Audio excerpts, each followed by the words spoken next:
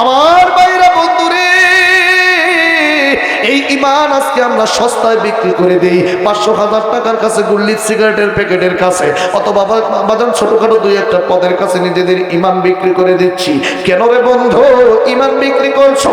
লক্ষ কোটি টাকা দিয়া হাসরের ময়দানে বাজার একটা নেক আমল পাইবা না। আজকে তোমরা সেই নেক আমল কানে আমার ভাইরা সেই ঈমানটাকে নষ্ট করছো, বিক্রি করছো। ও বন্ধু রে, পর্দার আড়ালের মায়েরা একটু কান খাড়া করে শুনে নাও। আল্লাহর নবীজির একজন সাহাবী, নামটি হয়তো সবাই জানেন, মসজিদে নববীর বাজান মুয়াজ্জিন আমার ভাইরা বেলাল হাবশী রাদিয়াল্লাহু তাআলা আনহু। বেলাল রাদিয়াল্লাহু তাআলা আনহু প্রত্যেকটা দিন বাজান 5 ওয়াক্ত নামাজের পূর্বে আযান দিত। কিন্তু রে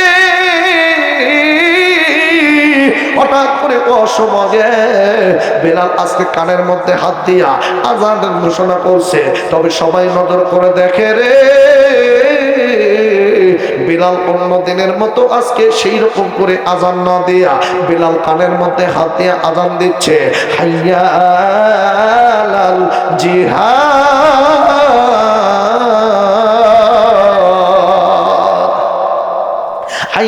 জিহাদ মানে জিহাদের দিকে আসো। সমস্ত সাহাবীরা একে অপরে দৌড়াদৌড়ি ছোটাছুটি করতেছে। ডাক দিয়ে বলে রে আয় রে আয়, তাড়াতাড়ি নবীর দরবারে যেতে হবে, কারণ ওই যে বেলাল জিহাদের ডাক দিয়েছে। আমার ভাইরা রে, মসজিদে নববীতে কয়েকটা বাড়ির পাশে একটা বিধবা নারী মহিলার বাড়ি ছিল। এই বিধবা মহিলা মা জননী ঘরের দুয়ারের পাশে বাইরে চুপ করে বসেছিল। কোলের মধ্যে 8 বছরের তার একটা বাচ্চা ছিল। কিন্তু এই নারীর মহিলার আমার ভাইরা কানের মধ্যে যখন হাইয়া কিসের ডাক চলে আসছে, এইবার ডাকতে বললো বিবিরে দেখ, ওই যে হাইয়া আলাল জিহাদ মানে নবীজি জিহাদের ডাক দিয়েছে। বিবি গো, আমার তুমি তাড়াতাড়ি সাজাইয়া দাও, আমার তুমি যুদ্ধের সরঞ্জামগুলো আইনা দাও। আরে বেটা রে, তোর বাবা রে, সেই দিন আমি তো মা নিজ হাতে সাজাই দিয়েছিলাম। এরপরে সাজাই দেওয়ার পরে তোর বাবার হাতে যখন আমি যুদ্ধের সেই তরোয়ারটা দেই, যুদ্ধের যখন তরোয়ারটা দেই, আমার চোখ দিয়ে পানি টপ টপ করে পড়তেছে। কারণ আমি জানি রে, তোর বাবা জীবনের মতো বিদায় নিচ্ছে, হয়তো আর দেখা হবে না। আমার চোখের পানিগুলো তোর বাবা মরিচা দিয়ে আমার ডাক দিয়ে বললো, বিবি রে তুমি কষ্ট পেও না, কেঁদো না গো বিবি, আমি যে জিহাদের ময়দানে যাচ্ছি আর তো ফিরে আসবো না, আমি যুদ্ধ জিহাদ করতে করতে দুনিয়া থেকে বিদায় নেব। ও বিবি, কিন্তু একটা সুসংবাদ তোমাকে দিয়ে যাই, কথা দিলাম রে বিবি, আমি জিহাদের ময়দানে যুদ্ধ করতে করতে যদি শহীদ হয়ে যাই, আল্লাহ যদি কিয়ামতের ময়দানে আমাকে শহীদি মর্যাদা দিয়ে যদি আমাকে জান্নাতে পৌঁছায় দেয়, ও বিবি আমি কথা দিলাম আমি জান্নাতে প্রবেশ করব না, আমি জান্নাতের দুয়ারে দাঁড়াই থাকবো। আল্লাহ যদি আমারে প্রশ্ন করে কেন জান্নাতে যাও না, আমি বলবো আল্লাহ দুনিয়ার জমিনের কত স্বামীর কত বিবি আছে, স্বামীকে ভালো কাজে যাইতে বাধা দেয়, স্বামীর ক্ষতি হবে এমন কাজে যাইতে দেয় না, খারাপ কাজে উৎসাহিত করে, হারাম পথে চালানোর জন্য কত কিছু বলে। কিন্তু আমার একটা বিবি ছিল, যে বিবি আমারে নিজ হাতে সাজাইয়া যুদ্ধের ময়দানে পাঠাইছিল, আমারে উৎসাহিত দিয়েছে। ওগো আল্লাহ, ওই বিবিকে ছাড়া আমি কেমন করে জান্নাতে যাব? আল্লাহ গো, ওই বিবি সহ জান্নাতে যাব। বিবিরে ডাক দিয়ে বলে, বিবি রে আল্লাহর কসম করে বলি, সেই দিন তোমাকে ছাড়া আমি আল্লাহর জান্নাতে যাব না। এইবার ছোট্ট 8 বছরের বাচ্চা ডাক দিয়ে বলল, মা ও মা, তাহলে কি বাবার কথা মনে পড়ছে? দেখা কান্দ। মা ডাকতে বললো, বেটা রে না না, তোর বাবার কথা মনে পড়ে কান্দি না, তোর বাবার কথা মনে পড়লে তো আমার মনে আনন্দ আসে, কারণ আমি বলতে পারি গর্ব করে একজন শহীদের স্ত্রী। ও মা, কেন তাইলে তুমি কান্দো বলো মা? মা এবার ডাক দিয়ে বললো, বেটা রে কান্দার পিছনে কারণ হলো, তোর বাবা তো সেই সময় জিহাদের ডাক দিলে নিজের হাতে সাজাই দিয়েছে, যুদ্ধের ময়দানে গিয়েছে। আজকে যে বেলাল আযান দিচ্ছে, আমার ঘরে তো একটা বড় সন্তান নাই, আজকে যদি আমার ঘরে রে একটা বড় সন্তান থাকতো রে, আমি মা আমার ওই সন্তানটাকে নিজের হাতে সাজাইয়া জিহাদের ময়দানে আমি পাঠাইতাম। বলেন না আল্লাহু আকবার। আমি কিয়ামতের ময়দানে আল্লাহর কাছে বলতে পারতাম, আল্লাহ ও আল্লাহ, আমি শুধু একজন শহীদের স্ত্রী না, আমি দুনিয়াতে একজন শহীদের মা। জোরে করেন আল্লাহু আকবার।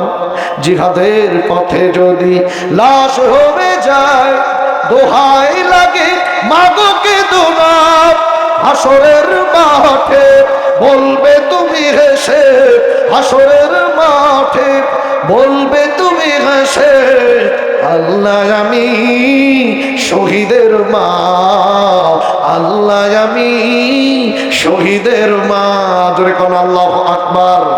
এইবার 8 বছরের বাচ্চার ঈমান দেখেন। এই ছোট্ট বাচ্চাটা এবার ডাক দিয়ে বলল, মা গো,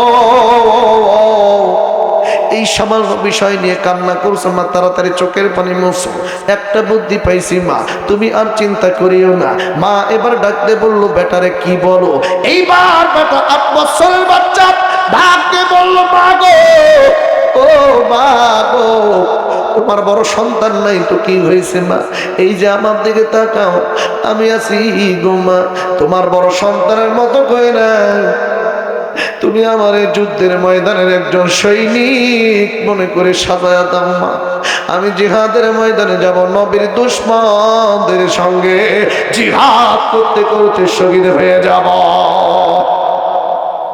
মা ডাক দিয়ে বললো, ছোট্ট বাচ্চা, তুই 8 বছর বয়স, জিহাদের ময়দানে যা কি করবি রে বাবা?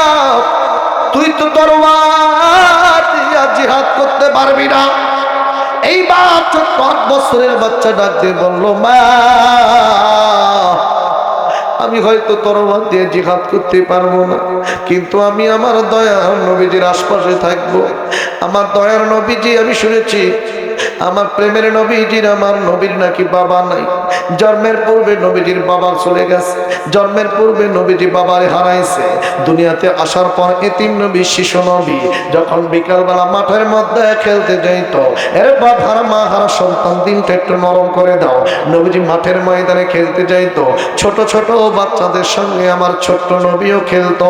কিন্তু সন্ধ্যার পূর্বে সূর্যখানা যখন ডুবি ডুবি হবে, এমন সময় আমার ভাইরা, আমার বন্ধুগণ, জনম দুঃখিনী আমার ভাইরা, মায়ের সন্তান শিশু নবী এতিম নবীজি নজর করে তাকায় দেখে ছোট ছোট বাচ্চা বন্ধুদের সবার বাবা আসে। আসার পরে সমস্ত ছোট ছোট বাচ্চাদেরকে কোলের মধ্যে করে নিয়ে চুমু খাইতে খাইতে তাদেরকে আদর করতে করতে বাড়িতে নিয়ে যায়।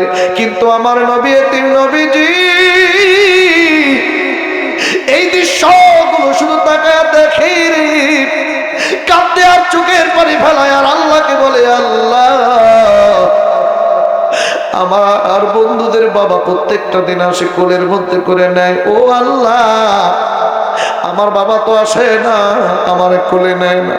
কানতে কানতে এতিম নবী মায়ের কাছে গেছে। মায়ের কাছে গিয়া বুকের মধ্যে হাত দিয়া বলে, মা গো, এই ভিতরে কেন এত কষ্ট? বাবা হারা কষ্ট গো মা, এই 6 বছর বয়স, মা গো কষ্ট আর সহ্য হয় না। মা বলে, বেটারে তোমার আবার কিসের কষ্ট বল? এতিম নবীজি কাঁদে আর বলে, মা গো, জানুনি মা, খেলার মাঠে প্রত্যেকটা দিন আমার ছোট ছোট বন্ধুদের বাবা আসে, কোলের মধ্যে করে নিয়ে যায়, চুমু খায়, কত মজা মাঝি তাদের জন্য আনে। ও মা, আজকে তুমি বলো বলো, আমার বাবা কেন আসে না, আমার কেন কোলে নেয় না, আমার কেন চুমু খায় না? মা গো জননী, আমার বাবার কোলে একটা বারের জন্য উঠতে আমার মনটা বড় ব্যাকুল হয়ে আছে মা। ও মা, আমার বাবাকে আমার কোলে নিবে না? মা আমিনা কান্দের খানায় কাবার মালিকের দরবারে ফরিয়াদ করে বলে, আল্লাহ আমার এতিম নবীকে আমি কেমনে বোঝাবো আমার নবীটার যে বাবা নাই, কোনোদিন যে কোলে নিবে না। আমার নবীও কাঁদে, মাও কাঁদে। ডাকতে বলল, নবী মুহাম্মদ, ও বাবা, তুমি কি তোমার বাবার এই ব্যথা কষ্ট হালকা করতে চাও? বলে, হ্যাঁ, চলো চলো। নবীকে নিয়ে বাবার কবরটা জিয়ারত করার জন্য চলে গেল। আমার ভাইরা, নবী তার বাবার কবরের কাছে যায়। শিশু নবী, এতিম নবীজি বাবা কবরের দিকে নজর দিয়ে ডাক দিয়ে বলে, বাবা, ও বাবা, তুমি কেন ওঠো না, আইসো না? জানো বাবা, আমার না বড় মনটা চায় আমি আমার বাবার কোলে উঠবো। আমার বড় মনটা চায় আমার বাবার চুমু খাবো, বাবাকে চুমু দিব।